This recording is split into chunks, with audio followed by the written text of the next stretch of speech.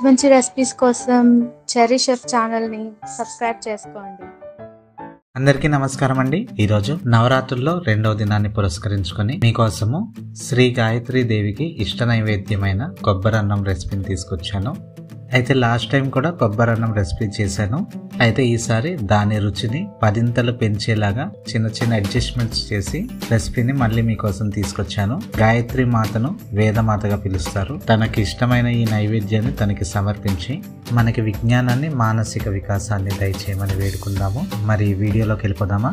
దీనికోసం ఒక పెనాన్ని తీసుకోండి. అందులో 2 టీ స్పూన్ నెయ్యి యాడ్ చేసుకోండి. ఇది హీట్ అయిన తర్వాత 1 టీ స్పూన్ ఆవాలు, 1 టీ స్పూన్ మినపప్పు, 1 టీ స్పూన్ శనగపప్పు యాడ్ చేసుకొని ఒక 2 నిమిషాలు బాగా మిక్స్ చేసుకోండి.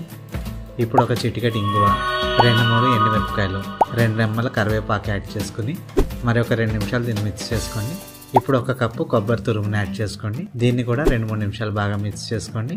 ఇప్పుడు సరిపడా సాల్ట్ యాడ్ చేసుకోండి. అలాగే చిటికెడు పసుపు యాడ్ చేసుకోండి. దీన్ని కూడా బాగా మిక్స్ చేసుకుని ఇప్పుడు మనం ఉడికించి పెట్టుకున్న రైస్ని యాడ్ చేసుకోవాలి.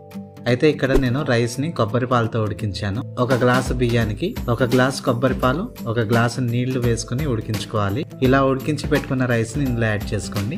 యాడ్ చేసుకుని దీన్ని బాగా మిక్స్ చేసుకోండి. బాగా మిక్స్ చేసుకున్న వెంటనే దీన్ని నైవేద్యంగా సమర్పించుకోవచ్చు. చూసారా ఎంత సింపుల్ గా మనం దీన్ని రెడీ చేసుకున్నామో? దీన్ని ప్రసాదంలా మాత్రమే కాదండి, సరదాగా స్నాక్ లాగా, టిఫిన్ లాగా కూడా తీసుకోవచ్చు. చాలా చాలా బాగుంటుంది. మరి ట్రై చేస్తారు కదా? వీడియో నచ్చిందా?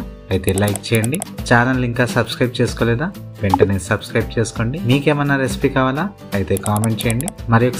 మరి ఒక మంచి రెసిపీతో కలుద్దాము. ఇంకా సెలవు. ఉంటానే.